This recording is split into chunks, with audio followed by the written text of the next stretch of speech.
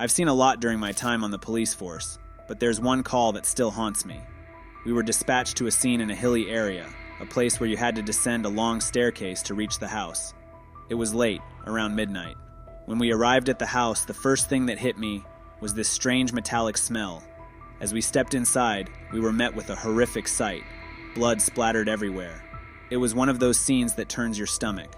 But what really got to us was what happened next. An elderly woman came out from another room, and she was covered in stab wounds. Despite her injuries, she was somehow still on her feet, walking and even talking. But there was something off about her voice. It didn't sound like it belonged to her. It was as if someone or something else was speaking through her, and it sent chills down my spine. Even though she was clearly in terrible shape, she kept insisting that she was fine. It made no sense. She was barely holding on, but she talked as if nothing was wrong. We were all in shock, trying to understand how she was even alive, let alone moving and talking. We laid her down and waited for the ambulance to arrive. When the medical team got there, the doctor checked her over, and what he said next froze us all. He told us she had been dead for over 2 hours. But how could that be? We had just been talking to her, watching her move around. We tried to argue, but the doctor was certain. He kept saying that based on her condition, it was impossible for her to have been alive. The whole situation left us questioning everything we knew. It didn't make any sense. There was no logical explanation for what we had just experienced. Even now, I can't shake the feeling that we encountered something beyond the natural that night. Something I'm not sure I ever want to understand. The story I'm about to tell might be hard to believe. To this day, I'm not sure if it was a prank or something else entirely, but it felt too serious and lasted too long to just be a joke. It all started one night when we were called to the house of an elderly woman. Her daughter had called us, saying her mother was having what seemed like a heart attack. We rushed to get there as quickly as we could. When we arrived, the woman was in bad shape. It looked like she was on the brink of passing, but she was still hanging on. We quickly got her into the ambulance and headed for the hospital. Unfortunately, on the way there, she passed away. From that day on, strange things started happening with that same ambulance. It began with the ambulance suddenly running on its own, as if someone had turned the engine on.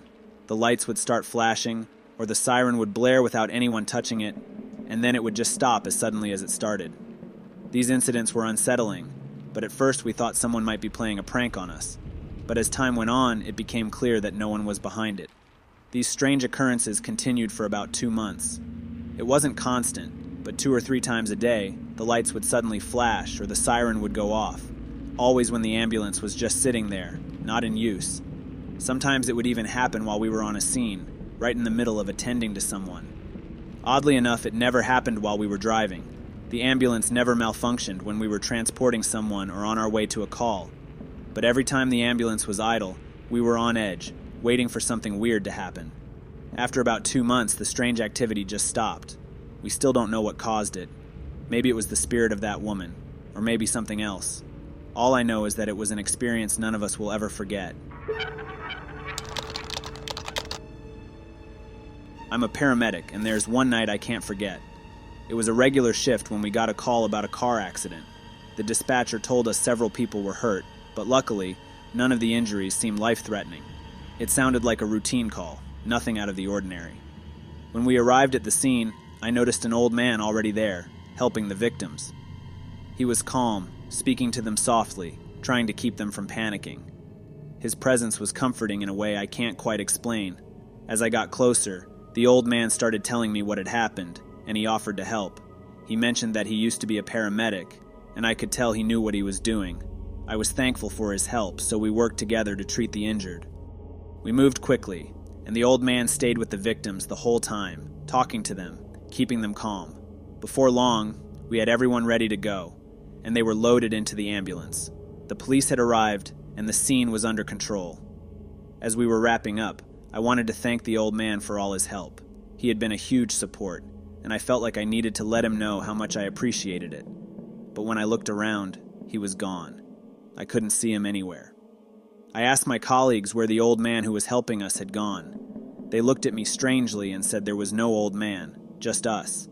I insisted that there had been someone else with us, helping the victims, but they all said they didn't see anyone. Still confused, I approached one of the victims, who was now in the ambulance. I asked them about the old man who had been talking to them earlier, but they looked at me like I was crazy. They said no one had been talking to them. I felt a chill run down my spine. I was sure I had seen him, sure he had been there, helping us save those lives.